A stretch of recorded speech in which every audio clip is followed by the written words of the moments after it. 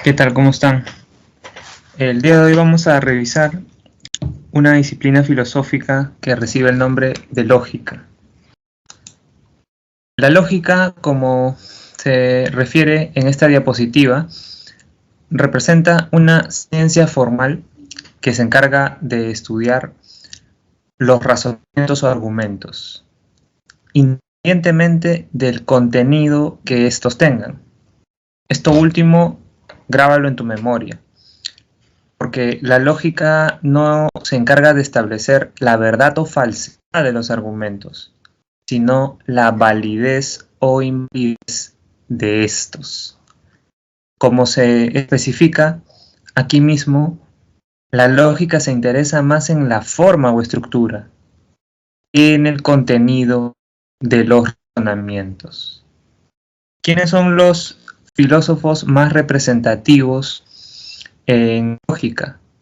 Aristóteles y Frege. Aristóteles por ser el fundador de la lógica como disciplina y Frege por haberla refundado en un sentido matemático. Un concepto que debemos considerar para empezar a entender cuestiones básicas de lógica es el de proposición, que es la unidad básica con sentido que se caracteriza por ser o bien verdadera o bien falsa. Por esta razón, no son proposiciones las oraciones exclamativas, las oraciones interrogativas y las oraciones imperativas. Si yo digo, cierra la puerta, no estaría frente a un enunciado verdadero o falso. No es algo que describa la realidad, sino que es simplemente una indicación, una orden. Si preguntase ¿quién fue Aristóteles? ¿Quién fue Aristóteles? De la misma forma tendría que decir que no es una proposición, sino simplemente una oración interrogativa. Las preguntas no pueden ser verdaderas o falsas. Proponen simplemente una interrogante. Más bien son ejemplos de proposiciones en todo el sentido de la palabra los siguientes. El vaso está encima de la mesa. La Tierra realiza un movimiento de rotación. El lunes es el segundo día de la semana, etcétera, etcétera, etcétera. Todos estos enunciados que acabo de mencionar pueden ser o verdaderos o falsos. Incluso si un enunciado es falso, de inmediato tienes que pensar que es una proposición. La cuestión es que pueda ser corroborado el enunciado para que tú sepas que es una proposición. No hay que confundir proposición con razonamiento o argumento. Eso también es clave. Mientras la proposición es un enunciado que puede ser verdadero o falso, el razonamiento o argumento es un conjunto de proposiciones. Y entre estas proposiciones que conforman un razonamiento o argumento, algunas cumplen la función de premisas y algunas cumplen la función de conclusión.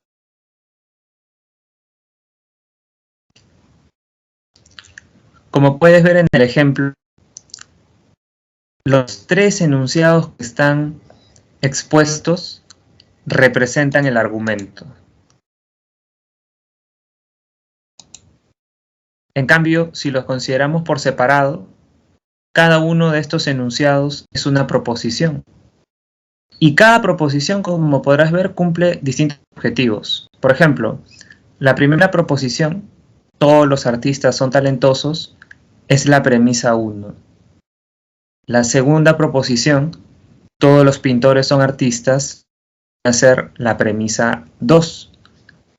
Ahora, de estas dos premisas, de estas dos proposiciones, yo deduzco necesariamente que todos los pintores son talentosos.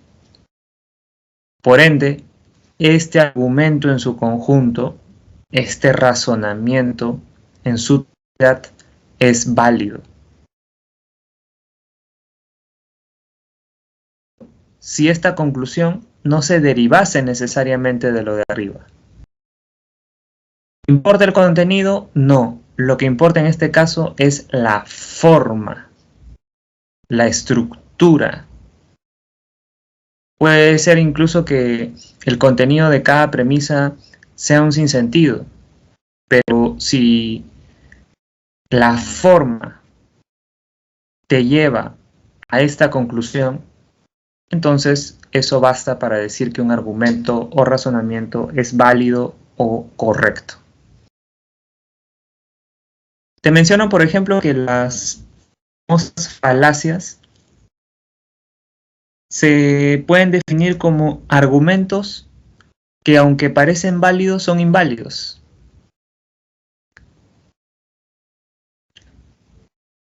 A veces, por ejemplo, nosotros creemos que por el hecho de que una persona es mayor que nosotros, tiene más conocimiento. Y asumimos que sus opiniones sin duda son más convenientes, más verdaderas. Sin embargo, no necesariamente del hecho de que alguien sea mayor que tú, tiene opiniones más sensatas. Con lo cual, argumentar diciendo que la opinión de determinada persona es mejor porque ésta es mayor, supone una falacia. Supone un argumento inválido que parece válido. ¿Y en qué reside su invalidez? En que no se deduce necesariamente del hecho de que alguien sea mayor que sus opiniones sean más correctas que las de otro.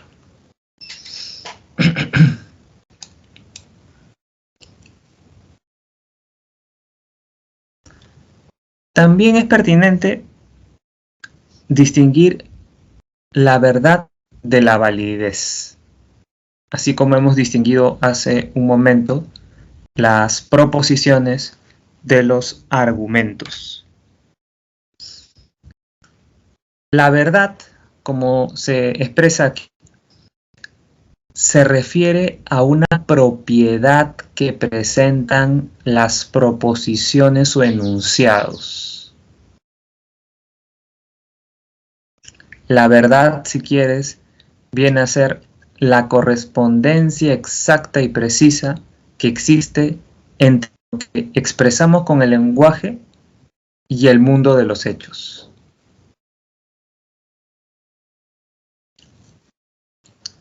En cambio, la falsedad, como es evidente, supone una no correspondencia entre el lenguaje y el mundo, entre lo que expresamos y lo que está a nuestro alrededor.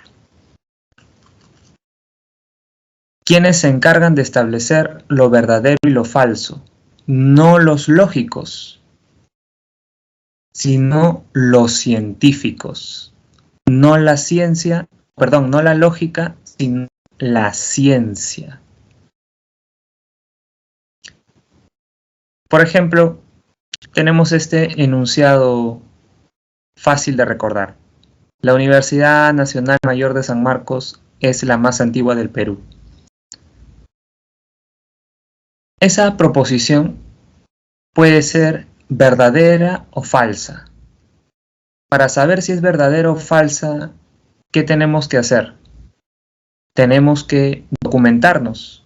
Tenemos que revisar de pronto algún libro o consultar con algún experto en historia. De hecho, que el resultado que encontraríamos sería que efectivamente San Marcos es la más antigua del Perú. Por ende, esta proposición tendría que ser considerada por nosotros como verdadera. Como verás, la clave para establecer la verdad es la correspondencia entre el lenguaje y el mundo de los hechos. Lo que importa cuando hablamos de verdad es el contenido del enunciado. Y este es el motivo por el cual se dice que la verdad es una noción semántica. La palabra semántica, ¿con qué se relaciona sobre todo? Con el significado, con el contenido de las cosas, de las palabras.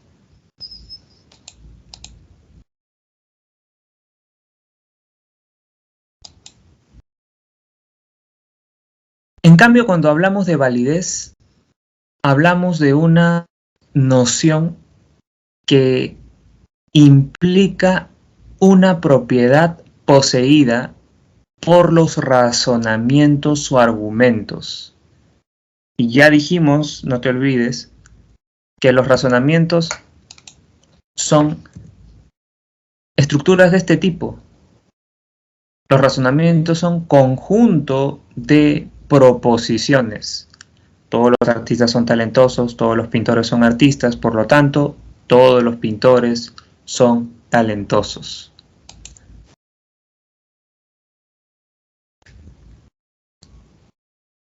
Para ser más exactos, la validez representa la propiedad de un argumento si es que la conclusión de ese argumento se deriva necesariamente de las premisas anteriores, independientemente del contenido de cada una de esas premisas. En el ejemplo que vimos, tuvimos un argumento válido, porque la conclusión, todos los pintores son talentosos, se deduce necesariamente de las premisas anteriores. Ahora olvidémonos del contenido para demostrar que la validez se establece considerando solo la estructura. Traduzcamos a un lenguaje formal. P, entonces Q. Esto es, si se da P, entonces necesariamente se dará Q. No se da Q, ¿qué podemos concluir? Podemos concluir que por lo tanto no se da P. La variable P puede ser cualquier cosa, puede tener el valor X, Y, Z. No es relevante ello para establecer la validez o invalidez de todo este razonamiento. Lo mismo la variable Q. Puede cobrar distintos valores. Puede ser todos los hombres son mortales, o también puede ser todos los pintores son artistas, todos los pintores son talentosos, etcétera, etcétera, etcétera.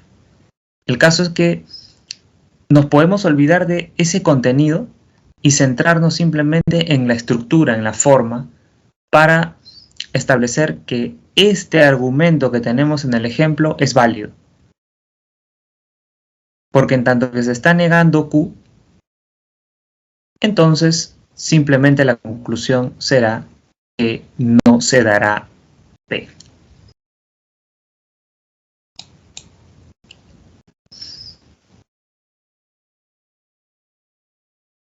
Ahora tenemos una breve historia de la lógica que comienza obviamente con la Edad Antigua.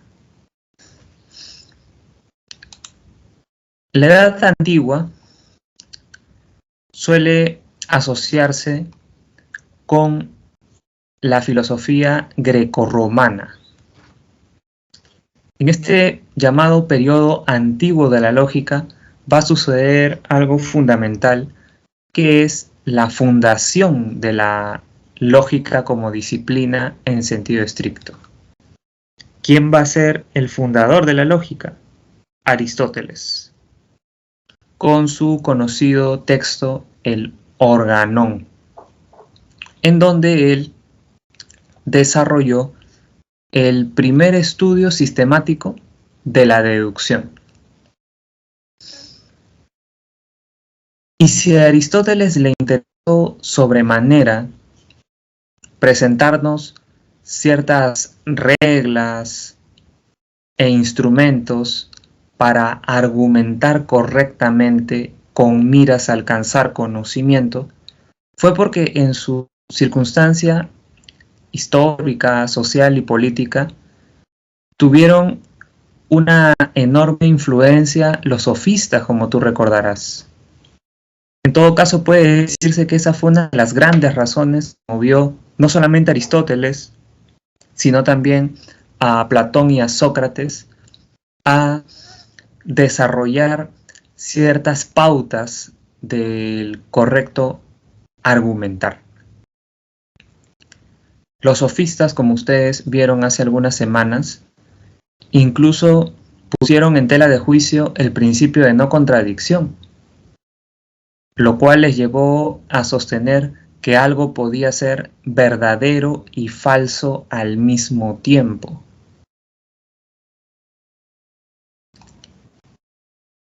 Frente a ello, Aristóteles va a plantearnos que el tipo de argumentación más adecuado para avanzar en el conocimiento es el silogismo. De ahí que la lógica aristotélica sea conocida como lógica silogística. Un ejemplo típico de silogismo es este. Si todos los cariñosos son débiles y todos los gatos son cariñosos, entonces todos los gatos son débiles.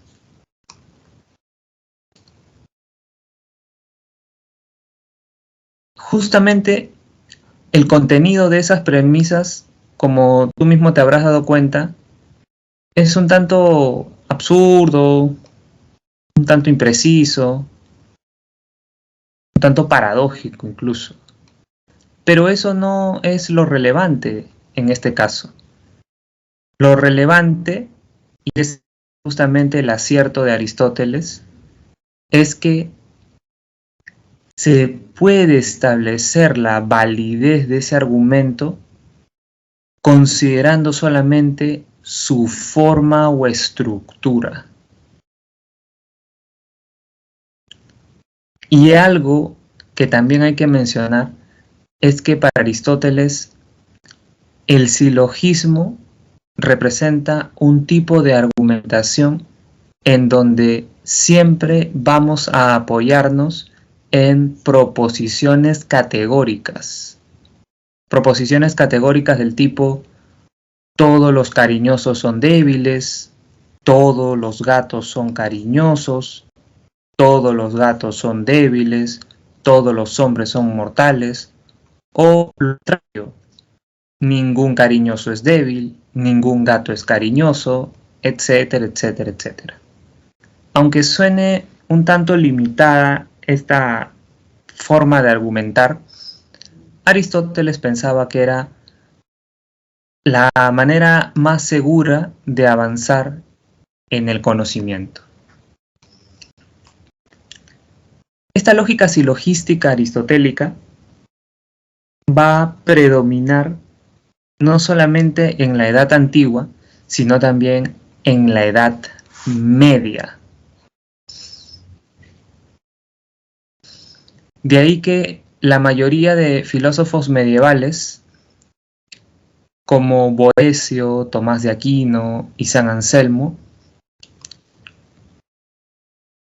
no van a romper con el silogismo aristotélico.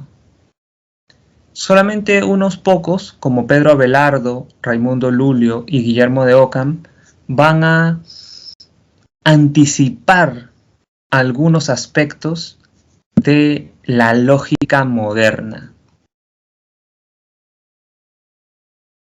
Sin embargo, como ya lo acabo de expresar, solamente van a anticipar. solamente van a anunciar algunas características de la nueva lógica, pero en general van a mantenerse dentro de los parámetros del aristotelismo. Ahora, en la etapa moderna, un bastante importante fue Leibniz, porque va a ser el verdadero precursor de la lógica matemática, dado que él sostuvo que si la pretensión es que la teoría de la lógica se constituya en algo así como una ciencia estricta e infalible, necesariamente debía convertírsele en una lógica matemática, en una lógica basada en procedimientos matemáticos. En suma, Leibniz es el primer filósofo en sostener abiertamente que debía darse una matematización de la lógica, cosa que él no va a consolidar en un texto específico, en una teoría puntual. Va a ser recién en el siglo XIX, con George Boole y Gottlob Frege, que se va a concretar lo que hasta nuestros días conocemos como lógica matemática. Una lógica bastante más precisa y operativa, en donde ya no existe una dependencia tan grande con relación al lenguaje verbal, al lenguaje natural, al lenguaje que empleamos todos los días. Precisamente la lógica aristotélica tenía ese defecto. Tenía el defecto de que recurría en todo momento al lenguaje natural, que suele prestarse para ambigüedades, interpretaciones, dobles sentidos, etc.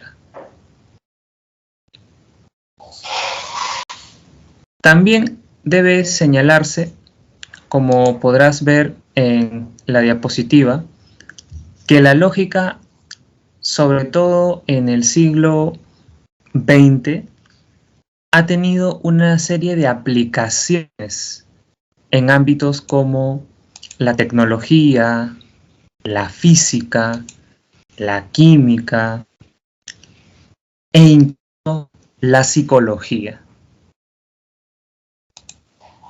Uno de los matemáticos, filósofos y lógicos más destacados en lo que concierne a una aplicación de la lógica fue Claude Shannon, quien aplicó el álgebra de las proposiciones al diseño de circuitos eléctricos. Y justamente son estos circuitos eléctricos los que representan la base para la construcción de las computadoras digitales, de las computadoras que todos utilizamos hasta nuestro... Digamos que el lenguaje a partir del cual funcionan las máquinas modernas es un lenguaje que derivó de las investigaciones en lógica matemática llevadas a cabo por Boole, Frege, Russell, entre otros filósofos dedicados a la lógica.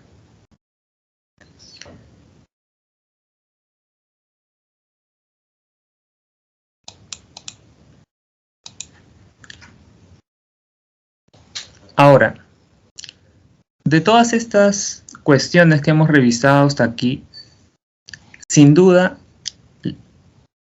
la más importante, pensando en tus exámenes, es la que recién vamos a abordar ahora, las falacias. Porque lo común es que cuando se quiere evaluar esta semana, se planteen falacias. casos de falacias como para que los alumnos los identifiquen. Primero, definamos qué cosa es una falacia.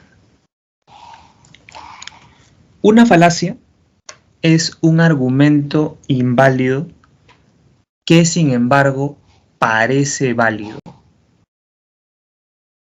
Una falacia aparenta ser un razonamiento correcto, pero si la analizamos bien, nos vamos a dar cuenta de que la conclusión que presenta no se deriva necesariamente de sus premisas.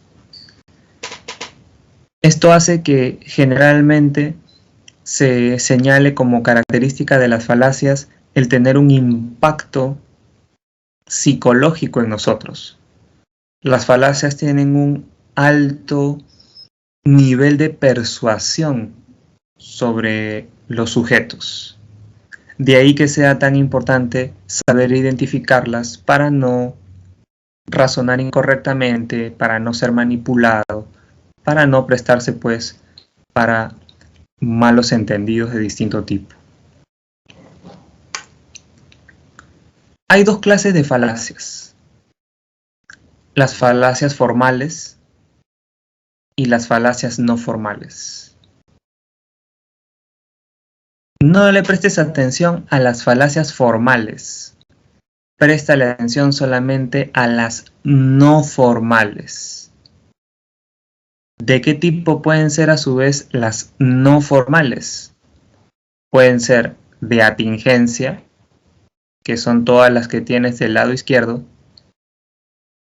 o pueden ser de ambigüedad, que son las tres que tienes a tu derecha.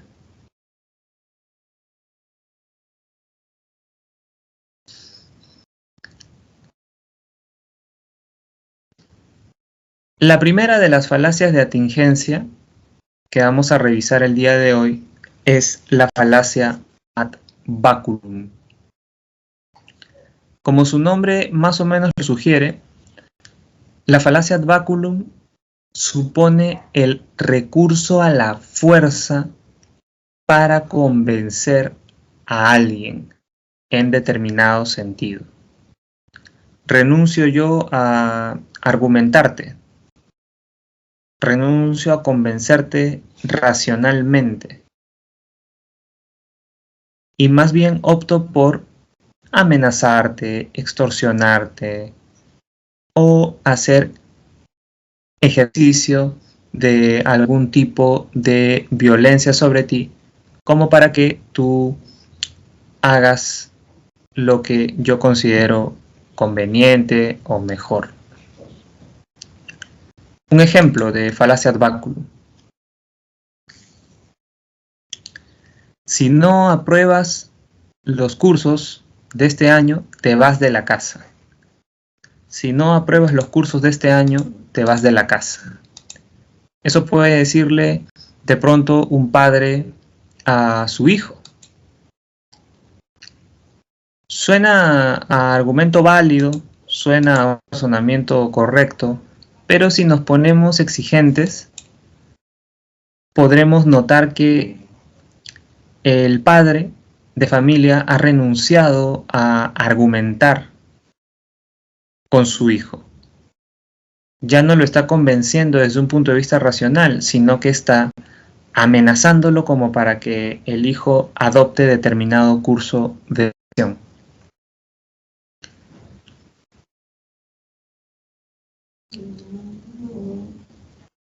Sin duda, la segunda falacia de atingencia es la más conocida. Me refiero a la falacia ad hominem.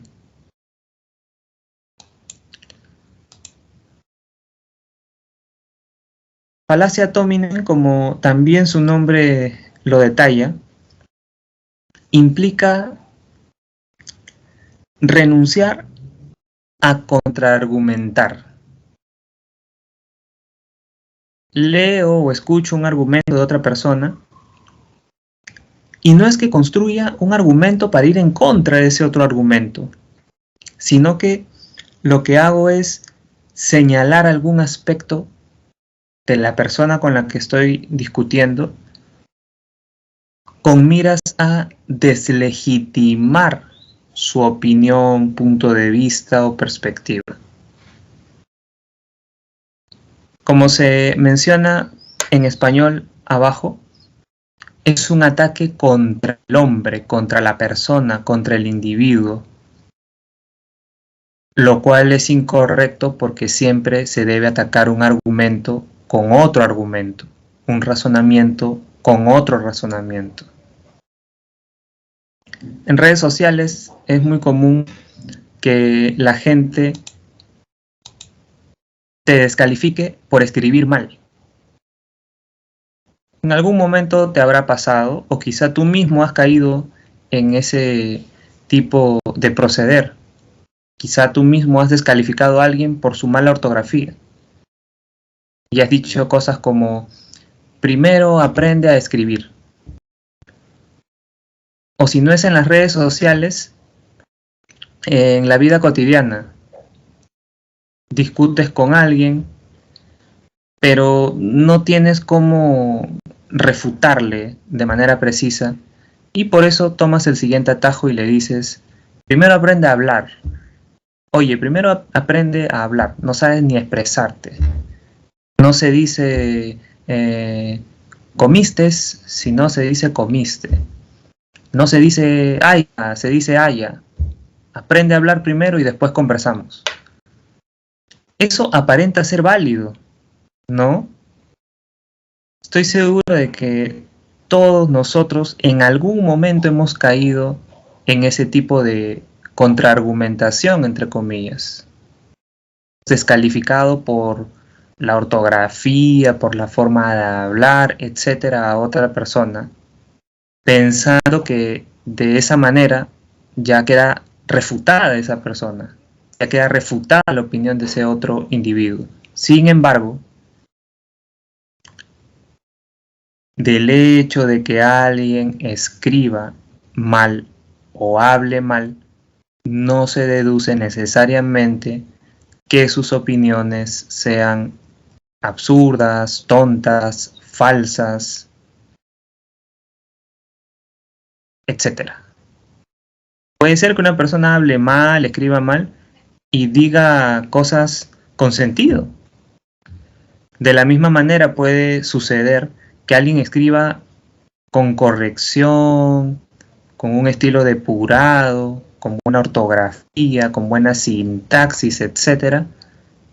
Y diga cosas que no vienen al caso, cosas absurdas, cosas que no reciben el más mínimo análisis. Volviendo a las redes sociales, también es común, y quizá por eso Ernesto Arturo considera que no vale la pena discutir en redes, algo que yo también pienso. Les decía que algo muy común en redes es que cuando alguien no está de acuerdo contigo por una opinión que has colocado, de inmediato entra a tu perfil y ve de qué universidad eres, en qué distrito vives, a qué te dedicas, qué edad tienes, entre otras cosas. Y si por ahí detecta algo que no le parece, supongamos que tú vienes de una universidad que no tiene tanto prestigio, de inmediato señala eso cuando te responde. Tenías que ser de tal universidad. Esto lamentablemente es muy común entre los sanmarquinos. Los sanmarquinos tienden a deslegitimar los argumentos de las personas, señalando la procedencia de esas personas en cuanto a su formación universitaria. Lo digo como una autocrítica, ¿no? Dado que yo también soy sanmarquino, pero ya tengo más en cuenta, digamos, que no debo incurrir en ese tipo de falacia que es la falacia ad hominem, ni señalando la procedencia universitaria, ni señalando los grados académicos, ni señalando si la persona todavía no está estudiando en la universidad, etcétera, etcétera, etcétera. Porque también puede pasar, ¿no? Que estás en un salón de clases, ¿no? Le cuestionas al profesor, le dices, profesor, ¿sabe qué? No estoy de acuerdo con lo que usted está planteando por las siguientes razones. Y de pronto el profesor te responde, pero tú, ¿cómo te atreves a discutirme si todavía no ingresas a San Marcos? Si todavía no tienes estudios universitarios. ¿Cómo puedes mencionarme a mí que soy licenciado, magíster, doctor, etcétera? Eso también es una falacia ad hominem por parte del profesor.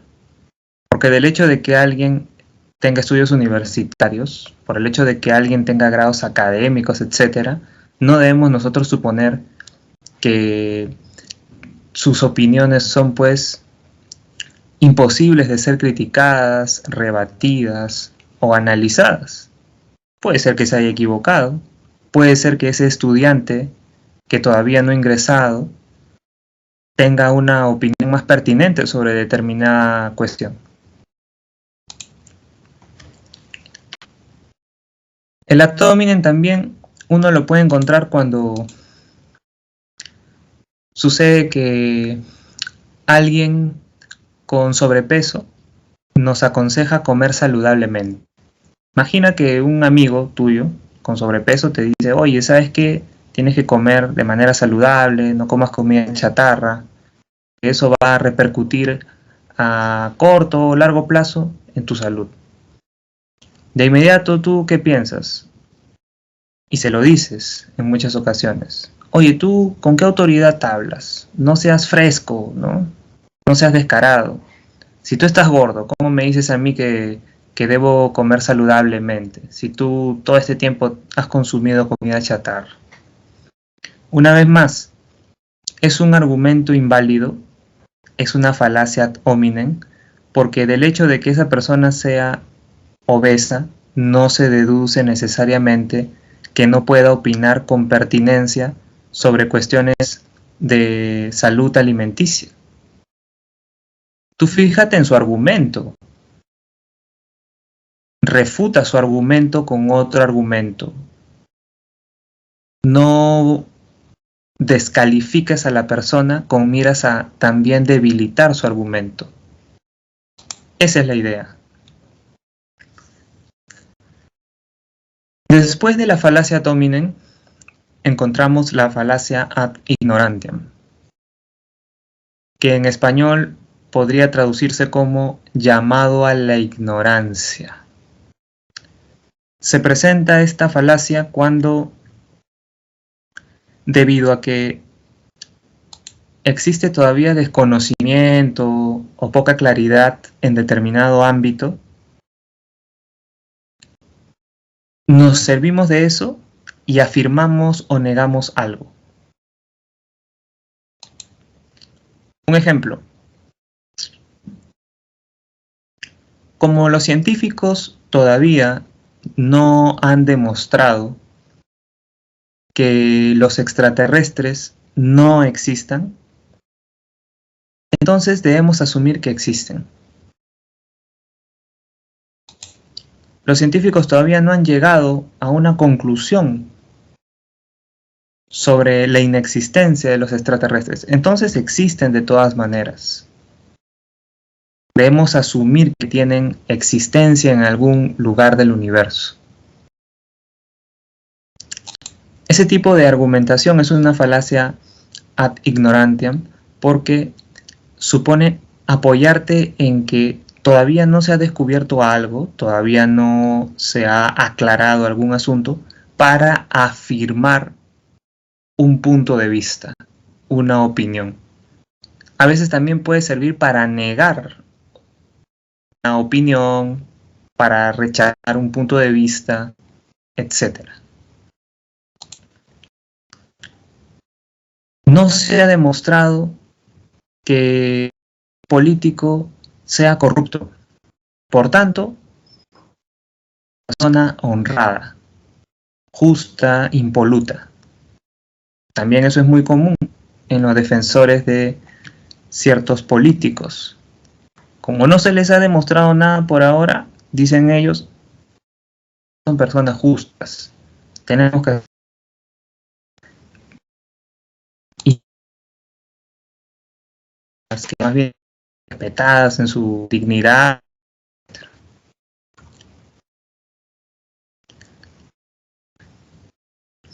Otra falacia es la falacia ad misericordiam. La falacia ad misericordiam supone un recurso a la piedad, a la lástima, a la pena, a la conmiseración. Casi siempre estás frente a una falacia cuando una persona ha renunciado a argumentar. Y más bien lo que busca es despertar algún sentimiento de tu parte. Cuando se busca conmoverte sentimentalmente, de seguro la otra persona está haciendo una falacia. Si quiere darte pena, entonces esa falacia es la falacia ad misericordiam. Imaginemos que un estudiante le dice a su profesor, profesor, si no me aprueba, en mi casa me van a pegar. Por favor, profesor, apruebe, porque de lo contrario, mis papás me van a botar de la casa. También eso es una falacia ad misericordiam, porque está renunciando el estudiante a argumentar a su profesor. Y más bien está tomando el atajo de conmover sus sentimientos. Algo parecido ocurre en la discusión pública en torno a los políticos, sean estos expresidentes, exalcaldes, excongresistas, candidatos presidenciales, etcétera, etcétera, etcétera.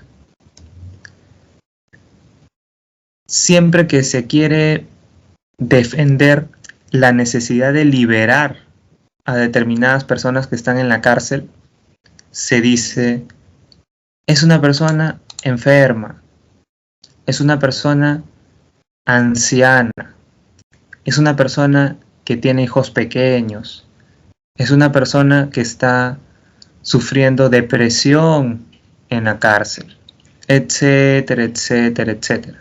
Y eso lo vemos no solamente con relación, por ejemplo, a la familia Fujimori, sino también con relación a otros políticos que también tienen sus defensores, como Kuczynski, los Humala, etc. O también con relación al terrorista Abimael Guzmán, recientemente muerto. Sus defensores, ¿qué era lo que decían? Ya se encuentra en la última etapa de su vida, está enfermo, debería liberársele, etcétera, etcétera, etcétera. No son argumentos en sentido estricto, o por lo menos no son razones válidas, sino que representan un caso de falacia ad misericordiam.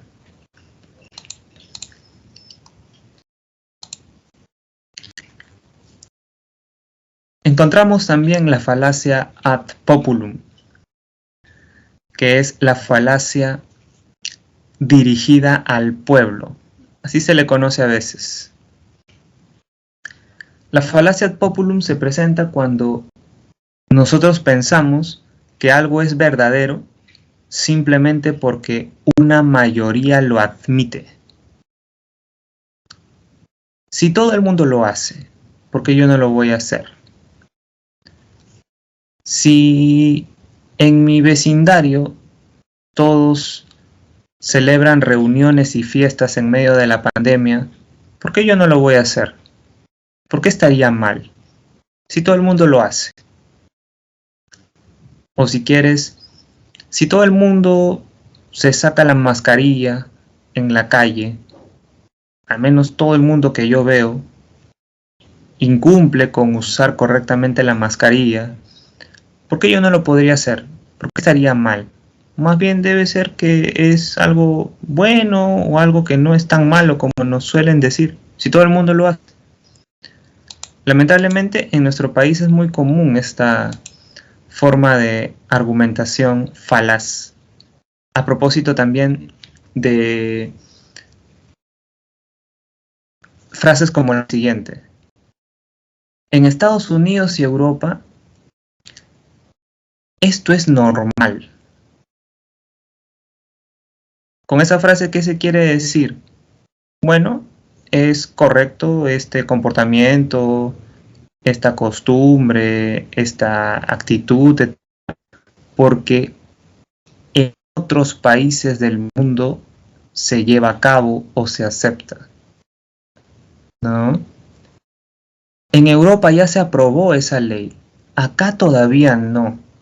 ¿Qué esperamos para estar al mismo nivel de Europa o al mismo nivel de Estados Unidos o al mismo nivel de algún otro país? Nos dejamos llevar en muchas ocasiones los peruanos por la opinión extranjera o por lo que en otros países se hace, sin saber que en el fondo estamos pensando a partir de este tipo de falacia que se conoce como falacia ad populum.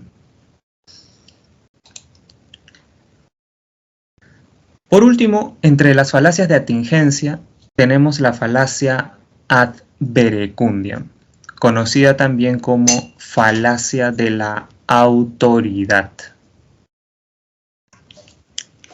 Se presenta cuando nos apoyamos en la autoridad que tiene una persona para defender nosotros una postura, opinión o perspectiva particular. Creemos que porque tal persona dijo algo, eso que expresó es verdadero.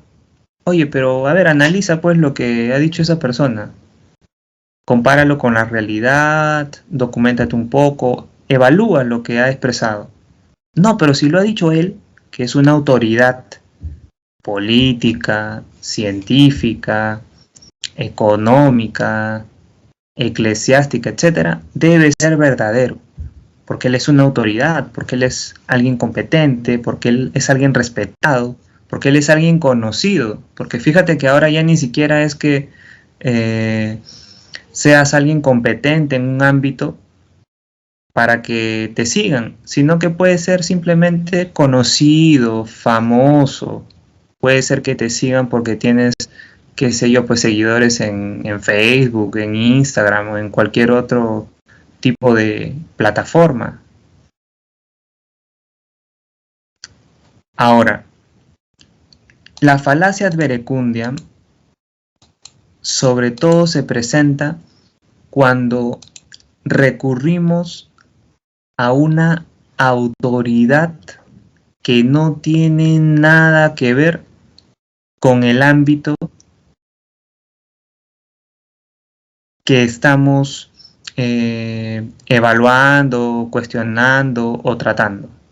Un ejemplo, suele pasar que cuando uno prende la tele y ve la pauta publicitaria de los distintos canales, sobre todo de canales internacionales, de pronto aparecen futbolistas o cantantes o actores ofreciendo distintos productos.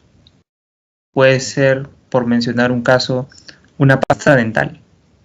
Encuentras que Messi, Ronaldo o algún otro famoso te presenta las distintas propiedades de una pasta dental y te dice ese famoso que uses esa pasta dental así como él la usa. Es la mejor forma de cuidar nuestra salud bucal. Mucha gente se deja guiar por eso.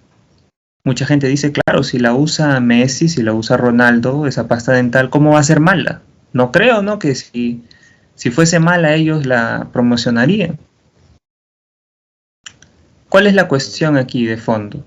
La cuestión es que tanto Messi como Ronaldo puede ser que sean autoridades en lo futbolístico, lo deportivo, incluso en el entretenimiento, pero no son autoridades competentes para decirnos cómo debemos cuidar nuestra salud bucal.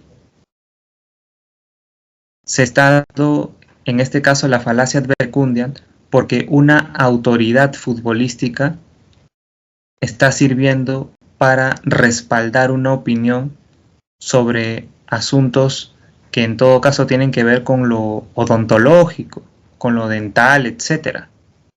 Eso debería decírmelo un médico, un especialista, no un famoso.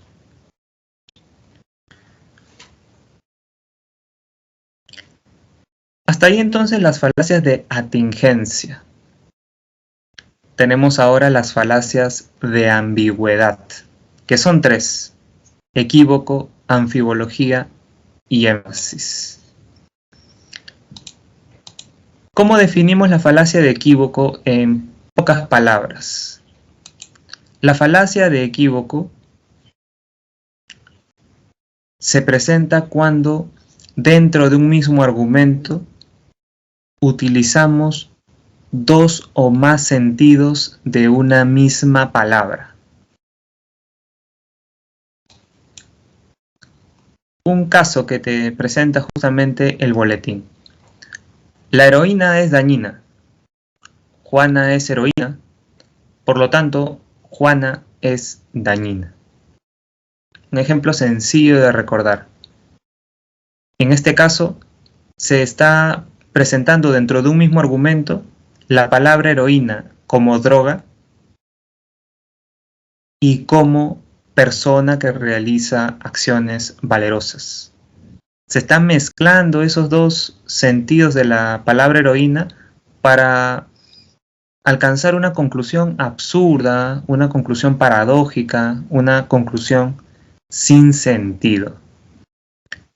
Tú en el ejemplo que te he leído, de inmediato dices, pues, oye, eso es una falacia de equívoco, porque me están presentando 2 sentidos de la misma palabra para confundirme. Sin embargo, hay casos de equívoco mucho más difíciles de identificar. Casos de equívoco que podemos encontrar de pronto en libros científicos, filosóficos, en documentos políticos, etc. ¿Y qué es la anfibología? La anfibología es aquella falacia de ambigüedad que acontece cuando todo un enunciado o proposición puede ser entendido de 2 o más maneras. Ojo con la diferencia. El equívoco está centrado en los sentidos de las palabras. En cambio, la anfibología está centrada en los sentidos de los enunciados en general. Cómo toda una frase puede entenderse de 2 o más maneras. Un caso, un ejemplo. Mi hermano fue al pueblo de Miguel en su coche. Mi hermano fue al pueblo de Miguel en su coche. No queda claro, ¿no? Si el coche es de Miguel o si el coche es de mi hermano. Otro ejemplo podría ser: el animal de mi amigo se cayó del segundo piso. El animal de mi amigo se cayó del segundo piso. También en este caso no queda claro si es un insulto contra el amigo. No queda claro si se está refiriendo a la persona a que su amigo es muy torpe, muy tonto y por eso se cayó del segundo piso, o a que el animal alude a la mascota de su amigo. Otra vez es un caso de anfibología. Y finalmente está el énfasis, que supone destacar de alguna manera alguna parte de un argumento con miras a que la otra persona solo le preste atención a eso que se ha resaltado. A veces se puede resaltar si es que es un escrito con negrita, con una palabra, con una letra más grande, con cursivas, o si hablamos de una expresión oral, puede ser que con otro acento la persona diga algo como para que tú solamente te concentres en esa parte. Un ejemplo muy bueno que coloca la separata es el siguiente. Revolución en Francia. Debido a la Semana de la Moda que tiene lugar en París, donde los más grandes diseñadores exponen sus creaciones.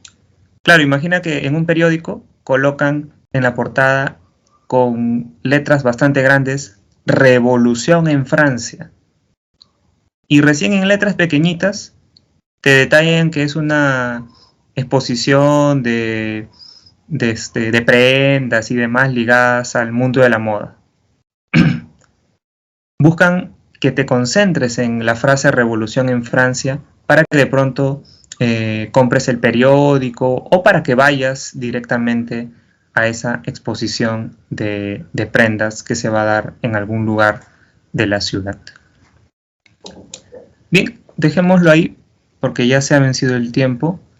Estas son las claves y ya nos reencontraríamos la próxima semana. Hasta luego, cuídense, muchas gracias por su atención.